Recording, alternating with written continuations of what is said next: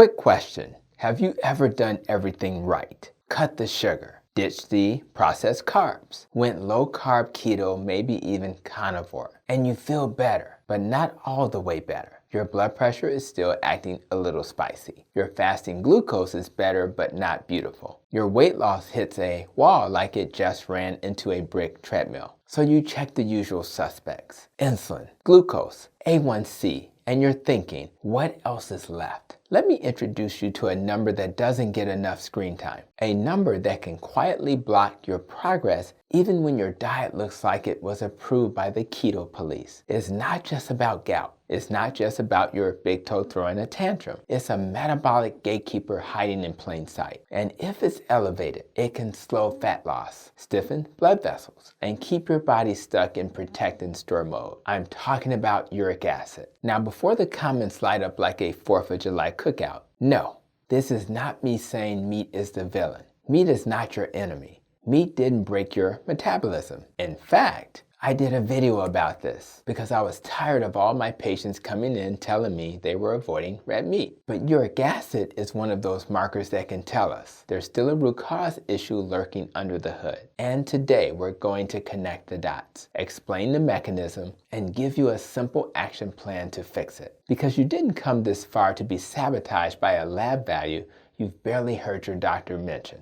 So what is uric acid? Uric acid is what your body makes when it breaks down purines, natural compounds found in cells and in many foods. That's the textbook answer. But the useful answer is this: uric acid is not just trash your body takes out. It can act like a control switch. Think of your metabolism as a nightclub. Fat burning is inside. Stable blood sugar is inside. Good blood flow is inside. Energy that doesn't require 3 coffees and pep talk is inside. Uric acid is the bouncer. When uric acid is calm, the line moves. People get in. The music is good. When uric acid is high, that bouncer is in a bad mood. Arms crossed, looking at your metabolism like, not tonight. And here's the part that surprises people in the keto carnivore world. But Dr. Hampton, I'm not eating sugar. How could uric acid be high? Great question. And the internet has a very confident wrong answer. It's the protein. Yes, purines exist in meat and seafood. And in certain situations, yes, that can matter. But for most people, blaming meat is like blaming the smoke alarm for the fire. The bigger driver of high uric acid, especially in modern life, is often fructose. And I know what you're thinking. Fructose? I'm keto. Listen, fructose doesn't only show up wearing a candy bar costume.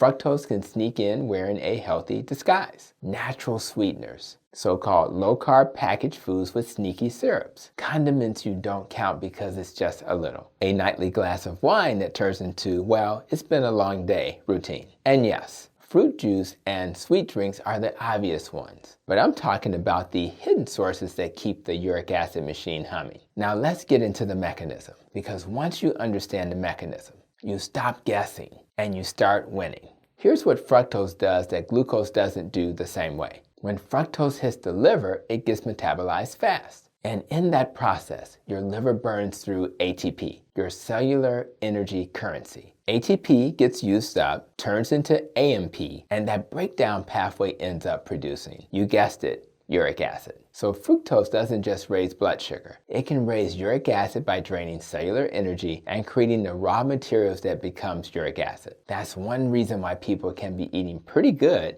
but still have metabolic friction. Now here's the metabolic plot twist. Higher uric acid can reduce nitric oxide availability. Nitric oxide is one of your body's key molecules for keeping blood vessels relaxed and flexible. When nitric oxide is lower, blood vessels get more constricted, blood pressure can rise, and blood flow becomes less buttery smooth and more rush hour traffic. So if you're sitting there thinking, why is my blood pressure still high even though I'm doing low carb? Uric acid might be part of the answer. And it doesn't stop there. Higher uric acid is associated with insulin resistance, fatty liver, and metabolic syndrome patterns. Basically the stuff we've been trying to reverse in the first place. So no, uric acid isn't just a gout number. It's a metabolism clue. And I love clues because clues lead to root causes. Now let's talk about the keto carnivore paradox that throws people off. When you go low carb, you often start producing more ketones. That's good, but early on, especially during adaptation, ketones and uric acid can compete in the kidneys for excretion. So some people see a temporary uric acid bump when they first go keto,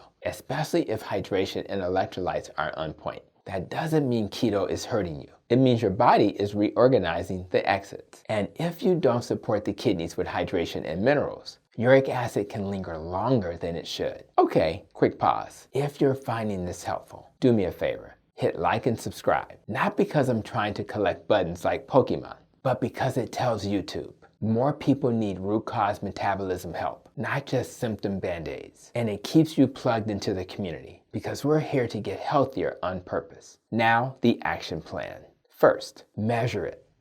Ask for a serum uric acid level with your labs. It's common. It's inexpensive in most settings, and it can be incredibly revealing. Now, ranges vary, but if we're talking about metabolic optimization, especially for people trying to improve insulin resistance and blood pressure, I like seeing uric acid closer to the lower end of normal. Many clinicians who focus on metabolic health aim for something like under 5.0 milligrams per deciliter as a target in the right context. Not because you need a trophy for the lowest number, but because lower uric acid is often a sign your body isn't stuck in that protect and store mode. Second, hydration strategically.